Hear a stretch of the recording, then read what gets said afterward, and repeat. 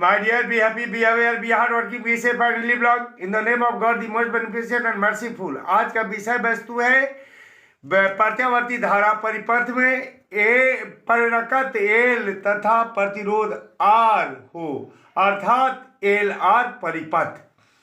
अगर आपको वीडियो पसंद आए तो सब्सक्राइब करना नहीं भूलें, सब्सक्राइब भी करें, लाइक भी करें, शेयर भी करें, ताकि आपसे मुझे मोटिवेशन मिले और मैं आप तक सरल भाषा में वीडियो बनाकर भेजता रहूं। चलिए मैं आपके विषय वस्तु पर आता हूं। आपका विषय वस्तु रहा प्रत्यावर्ती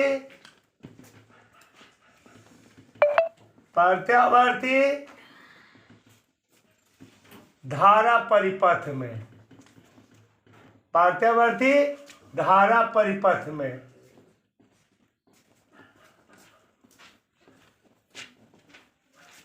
परिरकत्व,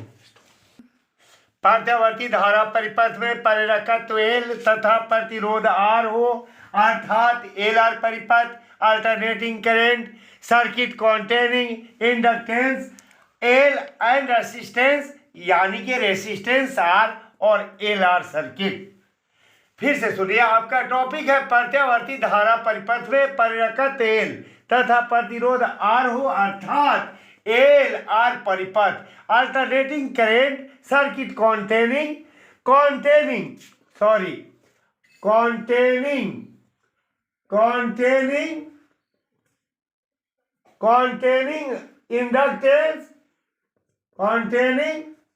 inductance L and resistance, you can say resistance R और L R सर्किट। तो पहले प्रत्यावर्ती धारा परिपथ में क्या करते हैं हम, एल और आर। तो प्रत्यावर्ती धारा परिपथ में हम एल और आर यानी कि परिरकत एल तथा प्रतिरोध आर जोड़ते हैं। और ये जो है ना, चूंकि प्रत्यावर्ती धारा परिपथ का कारण प्रत्यावर्ती विद्युत वाहक बल या प्रत्यावर्ती वोल्टेज होता है, प्रत्यावर्ती विद्युत वाहक बल या प्रत्यावर्ती वोल्टेज होता है, जिसे हम एप्सिलॉन या भी से सूचित करते हैं। एप्सिलॉन से सूचित करते हैं, एप्सिलॉन बराबर epsilon note sine omega T लेते हैं। अगर भी से सूचित करते हैं तो इसके बराबर भी नोट साइन ओमेगा टी लेते हैं। अब जो है हम जो है अब ये दिखाना चाहेंगे आपको कि परिरकत्व यानी कि एल के कारण जो वोल्टेज होता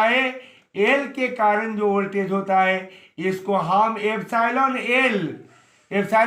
से सूचित करते हैं, और आर के कारण जो वोल्टेज होता है इसको हम एप्सिलॉन आर से सूचित करते हैं। और ये भी हमें पता है कि जब प्रत्यावर्ती धारा परिपथ में एल जुड़ा हो तो ऐसे स्टेज में ये जो होता है वोल्टेज जो होता है धारा से है ना π/2 अर्थात 90 डिग्री अग्रगामी होता है ना, यानी कि और ये जो है कणा में क्या होता है, मतलब वोल्टेज जो होता है ऐसी स्थिति में यानी कि धारा से π/2 अर्थात 90 डिग्री क्या होता है, अग्रगामी होता है। और जब आर जुड़ा होता है तो क्या होता है, जब आर जुड़ा रहता है तो वोल्टेज और धारा एक ही दिशा में होते हैं। इससे स्पष्ट होता है क्या कि वोल्टेज यानी कि परिरकत्व के एल के कारण जो वोल्टेज हो गया एप्सिलॉन एल, और ये जो है ना प्रतिरोध आर के कारण जो वोल्टेज होता है एप्सिलॉन आर, दोनों परस्पर लंबवत है। और ये जो होता है परस्पर लंबवत है, तो चूंकि वोल्टेज क्या होता है इसमें वोल्टेज जो है ये आपको अग्रगामी होता है, तो ऐसे स्टेज में जो है वोल्टेज को क्या होता है कि ऐसे जब इस स्टेज में वोल्टेज अग्रगामी होता है जब एल जुड़ा रहता है, और ऐसे स्टेज में तो क्या होता है यानी कि पर ऐसे स्टेज में तो धारा की दिशा में होता है। इसलिए ये आपको जो है परिणामी जो वोल्टेज होगा, ऐसे स्टेज में परिणामी वोल्टेज क्या होगा, दोनों के बीच से कोई जरूर नहीं एकदम बीचों बीच, यानी कि दोनों के बीच से कोई कोण पर गुजरेगा। तो क्या होगा, ये तो दोनों आपस में क्या हो जाएगा, यानी कि परिरकत्व के कारण जो वोल्टेज है एप्सिलॉन एल और इसके कारण प्रतिरोध के कारण जो वोल्टेज है एप्सिलॉन आर, ये तो परस्पर ऐसे जो लंबवत होंगे ही, लेकिन दोनों के जो परिणामी वोल्टेज होंगे जिनको हम एप्सिलॉन कह के पुकारेंगे, वो तो कोई ना कोई कोण पर होंगे, तो कोई कोण पर होंगे। तो मान लीजिए वो कोण क्या है, फाई है ना। तो परिणामी वोल्टेज जो होंगे, जो एप्सिलॉन होंगे, फाई है। जो रचना करने पर क्या माने, ये जो है दोनों तरफ, ये जो है दोनों तरफ समकोण त्रिभुज का आकार बनता है, और परिणामी क्या करता है, अगर चतुर्भुज लेके चलते हैं तो परिणामी जो है क्या करता है, एक विकर्ण का काम करता है। और ऐसे स्टेज में क्या होता है, अगर ऐसे जो मतलब हम दोनों तरफ समकोण त्रिभुज लेते हैं, क्योंकि यहाँ जो है, यहाँ जब 90 डिग्री का कोण है तो यहाँ भी 90 डिग्री का कोण है, यहाँ भी 90 डिग्री का कोण है, यहाँ भी 90 डिग्री का कोण है। 90 डिग्री के कोण के लिए ये एक समकोण हो गया। अगर ये एप्सिलॉन एल है तो ये भी तो एप्सिलॉन एल हो जाएगा, ये भी तो एप्सिलॉन एल हो जाएगा। अगर ये है से एप्सिलॉन आर है, ये एप्सिलॉन आर है, अगर एप्सिलॉन आर है तो ये भी तो एप्सिलॉन आर हो जाएगा। और ऐसे स्टेज में क्या हो जाएगा, अगर हम ये परिणामी को निकालना चाहते हैं तो आसान तरीके से कोई समकोण त्रिभुज लेके निकाल सकते हैं। अगर हम यही समकोण त्रिभुज लेके निकालते हैं, तो अगर इस समकोण त्रिभुज को लेके निकालते हैं तो ऐसे स्टेज में क्या हो जाएगा, परिणामी, यानी कि परिणामी ये जो होगा एप्सिलॉन, परिणामी एप्सिलॉन बराबर क्या होगा, यानी कि पाइथागोरस के प्रमेय से परिणामी एप्सिलॉन बराबर क्या हो जाएगा, रूट अंडर क्या हो जाएगा, ये अगर हम पहले ही ले लें, इसको लंब कहें चाहे इसको लंब कहें, और इसी को लंब ले लें तो एप्सिलॉन एल का स्क्वायर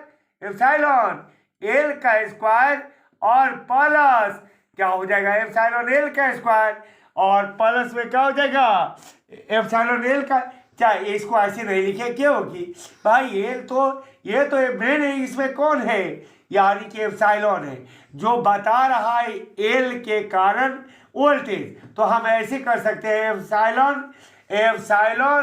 एल का स्क्वायर और प्लस ये, अगर ये जो है मतलब हम ले लिया लंब, तो एप्सिलॉन एल का स्क्वायर और जोड़ रूट अंडर क्या हो जाएगा, रूट अंडर हो जाएगा एप्सिलॉन, यानी कि लंब में एप्सिलॉन एल का स्क्वायर जोड़ आधार में एप्सिलॉन आर का स्क्वायर, तो एप्सिलॉन आर का स्क्वायर ले लें। और बराबर में ये भी हम जानते हैं कि वोल्टेज बराबर क्या होता है, धारा गुने प्रतिरोध। तो धारा को आई लेते हैं और ये जो है एल के रूट में जो प्रतिरोध होता है उसको हम किससे, एक से एल से सूचित करते हैं, तो क्या हो गया, ये वोल्टेज बराबर क्या हो गया, धारा गुने प्रतिरोध, है ना। इस पर स्क्वायर है तो इस पर भी स्क्वायर हो जाएगा, इसमें भी होगा धारा, आता इस रूट के प्रतिरोध को हम क्या से आर से ही सूचित करते हैं, तो आर रह गया, तो आर का स्क्वायर रह जाएगा। और बराबर में क्या हो जाएगा, यानी कि आई अपना स्क्वायर लेके आई स्क्वायर हो जाएगा, और एक्स एल अपना स्क्वायर लेके एक्स एल स्क्वायर हो जाएगा, और आई अपना स्क्वायर लेके आई स्क्वायर हो जाएगा, आर अपना स्क्वायर लेके आर स्क्वायर हो जाएगा। हम आई स्क्वायर को अगर कॉमन ले लेते हैं तो क्या रह जाएगा, एक्स एल का स्क्वायर अब प्लस क्या हो जाएगा, ये जो है आर का स्क्वायर, क्योंकि ये आई से आई स्क्वायर से आई स्क्वायर कट जाएगा, तो एक्स एल का स्क्वायर इधर आई स्क्वायर से आई स्क्वायर कट जाएगा, तो आर का स्क्वायर रह जाएगा। उसके बाद से आर का स्क्वायर रह जाएगा, उसके बाद से जो है ये जो होगा क्या होगा, एप्सिलॉन ऑफ ये जो है आई जो है ना, ये आई स्क्वायर क्या है, स्क्वायर रूट के अंदर है, इसलिए स्क्वायर देखिए ये बाहर आ जाएगा, तो हमारा रूट में क्या रह जाएगा, एक्स एल का स्क्वायर प्लस आर का स्क्वायर, प्लस क्या हो जाएगा, आर का स्क्वायर हो जाएगा, प्लस में हमारा हो जाएगा आर का स्क्वायर। अब देखिए ये, और इसलिए हमने चाहे, और हम ये लिख सकते हैं कि एप्सिलॉन अपनी जगह पर रहेगा, आई गुना है तो क्या हो जाएगा, भागा हो जाएगा। अब बराबर में क्या हो जाएगा, ये जो है रूट अंडर एक्स एल का स्क्वायर अब प्लस आर का स्क्वायर। अगर हम ओम के नियम ओम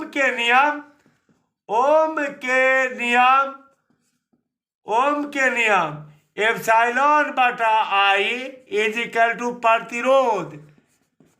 प्रतिरोध से, है ना, प्रतिरोध से इसकी तुलना करें से, मतलब X square XL square plus R square की तुलना करें, हो गया, आर स्क्वायर की तुलना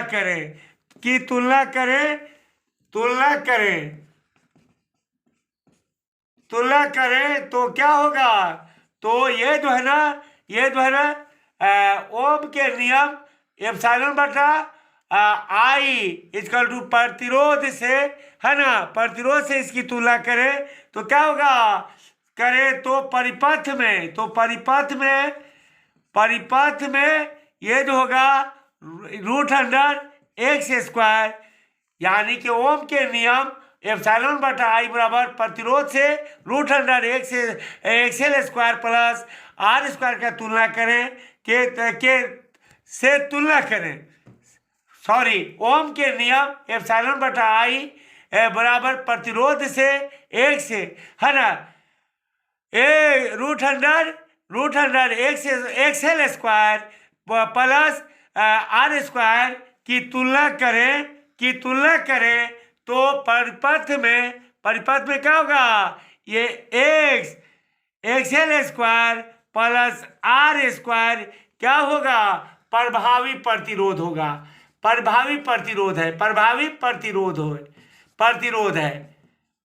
प्रतिरोध है ना, इसीलिए इसे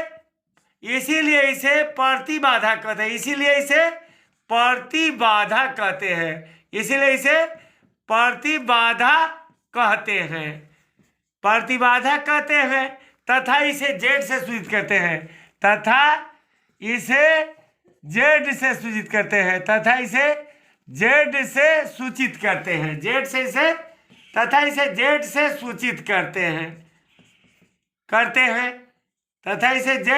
करते हैं, अब क्या हो जाएगा, और यहाँ पर इसलिए क्या हो जाएगा, इसलिए जेड बराबर हो जाएगा रूट अंडर एक्सएल स्क्वायर अब प्लस हो जाएगा आर स्क्वायर, और चूंकि क्या होता है, एक्सएल बराबर होता है ओमेगा एल होता है, इसलिए जेड बराबर हो जाएगा रूट अंडर एक्सएल की जगह क्या हो जाएगा, ओमेगा एल का स्क्वायर का मान क्या हो जाएगा, ओमेगा एल का स्क्वायर अब प्लस हो जाएगा आर का स्क्वायर। अब देखिए बराबर में क्या हो जाएगा, बराबर में इसको हम ऐसे लिख सकते हैं, ओमेगा स्क्वायर एल स्क्वायर अब प्लस आर स्क्वायर। अब आई धारा का शिखर मान आई नोट बराबर क्या होगा ऐसे स्टेज में, यानी कि ये जो है आपको एप्सिलॉन,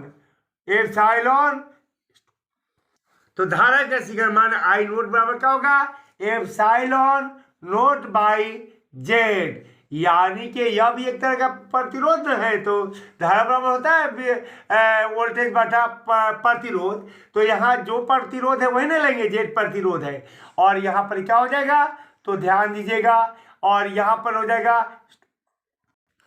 अब बराबर में क्या हो जाएगा, एप्सिलॉन नोट अपनी जगह पर रहेगा, और जेड का मान अभी ना हम लोग लाए हैं, तो जेड का मान भर देंगे ओमेगा स्क्वायर, जेड का मान ओमेगा स्क्वायर और एल स्क्वायर अब प्लस हो गया आर स्क्वायर। अब ऐसे स्टेज में अब जो है हम तो अब आप निकालेंगे क्या, हम प्रत्यावर्ती धारा आई ले, तो आई बराबर क्या हो जाएगा, प्रत्यावर्ती धारा आई बराबर क्या हो जाएगा, आई नोट क्या होगा, आई नोट होता है नो साइन ओमेगा, और यहाँ पर क्या है साइन ओमेगा टी, लेकिन ये वोल्टेज से क्या है, यहाँ पर वोल्टेज से ये फाई से पाईगामी है, फाई से क्या है पसगामी है। तो यहाँ पर क्या हो जाएगा आई नोट साइन ओमेगा, साइन जो है ना, तो यहाँ पर क्या है ये धारा जो थी वोल्टेज से फाई से पसगामी थी, तो ये क्या हो जाएगा ये फाई कोण से पसगामी है, तो इसलिए क्या हो जाएगा आई बराबर आई नोट साइन ओमेगा, और साइन ओमेगा और क्या है फाई, फाई कोण से पसगामी है तो माइनस फाई हो जाएगा। अब ऐसे स्टेज में क्या हो जाएगा ये अब जो है, तो इसलिए क्या हो जाएगा आई बराबर आई नोट का मान यहां देख रहे हैं आप लोग, आई नोट का मान कितना है एप्सिलॉन नोट, आई नोट का मान देख रहे हैं, तो आई नोट का मान हो जाएगा क्या एप्सिलॉन नोट अब बटा root under omega square L square, omega square L square अब प्लस आर स्क्वायर, और उसके बाद से क्या हो जाएगा ये साइन के साइन रह जाएगा, ओमेगा टी माइनस फाई हो जाएगा। अब यहाँ फाई का मान निकालना जरूरी है, तो फाई बराबर फाई का मान किस तरह से हम निकालें, तो कौन सा त्रिकोणमितीय अनुपात लें, तो इसके साथ त्रिकोणमितीय अनुपात tan लेना बेहतर होगा कि tan जो होता है दोनों का अनुपात होता है, साइन और कॉस दोनों का अनुपात होता है, इसलिए फाई का मान निकालने के लिए tan फाई जो है tan फाई के साथ है ना रेस्पेक्ट में इसको निकाले हम, तो क्या हो जाएगा tan फाई बराबर क्या होगा, tan बराबर क्या होता है लंब बटा आधार, यहाँ लंब पर कौन है एप्सिलॉन एल है, अब बटा आधार तो एप्सिलॉन आर है, एप्सिलॉन आर है हो गया, तो ये एप्सिलॉन आर है, तो ये तो मतलब वोल्टेज न है, ये किसके कारण है एल के कारण वोल्टेज है, तो वोल्टेज बराबर क्या होता है धारा गुणे प्रतिरोध, तो इसके लिए धारा आई या इसका प्रतिरोध क्या होता है एक्स एल, अब बटा हो जाएगा क्या ये भी प्रतिरोध है, तो इसके लिए तो ऐसे मतलब धारा ये भी क्या है सॉरी ये भी क्या है वोल्टेज है, और ये भी जब वोल्टेज है तो वोल्टेज बराबर क्या होगा धारा गुणे प्रतिरोध, इसका तो धारा तो आई रहेगा, इसका प्रतिरोध आर होता है, तो आई से तो आई कट जाएगा ना, तो बराबर में हमारा क्या रह गया एक्स एल बटा आर रह गया, और एक्सएल का मान आपने देखा है ना एक्सएल बराबर होता है क्या एक्सएल बराबर होता है ओमेगा एल है ना, ओमेगा एल एक्सएल बराबर होता है ओमेगा एल, अब बटा हो जाएगा आर, इसलिए अब हम फाई का मान निकाल लें, तो फाई बराबर सॉरी तो यहाँ पर हम फाई का मान निकालेंगे तो क्या होगा फाई बराबर हो जाएगा क्या ये जो हो जाएगा tan इनवर्स, यानी कि tan इनवर्स हो जाएगा, फाई अपनी जगह पर रहेगा, tan बराबर तब क्या हो जाएगा tan इनवर्स, ये हो जाएगा ओमेगा एल, ओमेगा एल अपनी जगह पर रहेगा, ओमेगा एल अपनी जगह पर रहेगा, अब बटा में क्या हो जाएगा आर हो जाएगा, हो गया ये क्या हो जाएगा ओमेगा एल अपनी जगह पर रहेगा, अब कैसे हो गया फाई अपनी जगह पर रहेगा, tan बराबर तब के क्या हो जाएगा tan इनवर्स हो जाएगा, और ओमेगा एल जो है tan इनवर्स हो जाएगा, रुकिए इसको साफ मैं लिख देता हूँ, फाई अपनी जगह पर रह जाएगा, और ये क्या है tan जो है ना ये जो है ओमेगा एल भी अपनी जगह पर रह जाएगा, और ओमेगा एल बटा आर भी अपनी जगह पर रहेगा, और tan क्या है गुना है फाई में, इसलिए बराबर तब के क्या हो जाएगा tan इनवर्स हो जाएगा, तो ये जो है हमारा इसका भी मान आ गया किसका यानी कि फाई का भी मान आ गया, फाई बराबर tan इनवर्स ओमेगा एल बटा